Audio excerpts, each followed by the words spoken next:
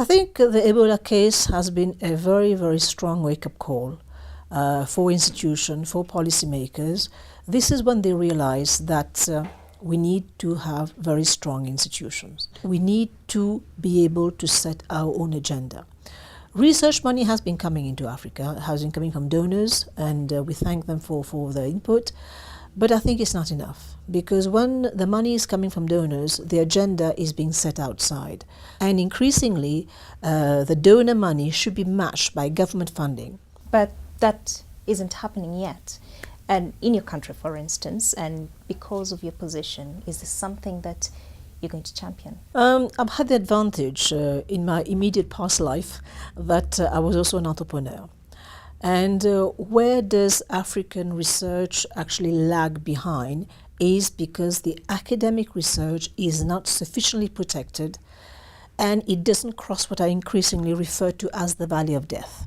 Now, in my case, I translated my research, my academic research, into a small business, but I was lucky to have found the right person there with the venture capital.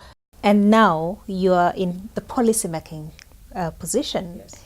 So is this something that is going to be of priority for you? And will you also be reaching out to your peers across the continent and impressing on them the importance of putting money in research? Yes, we need to increasingly invest in science, but over and above this, there is an area which has been neglected, and this is the regulatory environment. All the bills and all the laws have to be there so that it comforts the investors as well, that if they want to do a joint venture with a company locally, it can happen. And of course, you have to sit down and ensure that's a win-win situation. So at my level, I can always push. I will always also push for policy, but increasingly, I will also get people to come and in government to put money into research and move from that 0.2% input so far to the pledged 1% minimum in terms of funding for research, 1% of the GDP.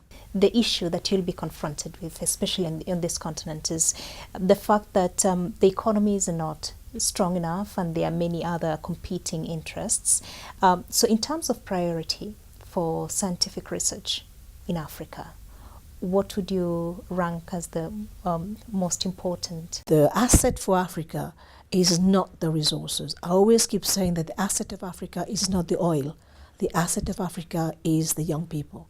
And if you look at the way the output is going to be, there'll be over 11 million graduates landing on the market for jobs on the continent. And this is a massive, massive asset with which countries should be able to play with and, of course, earn dividends.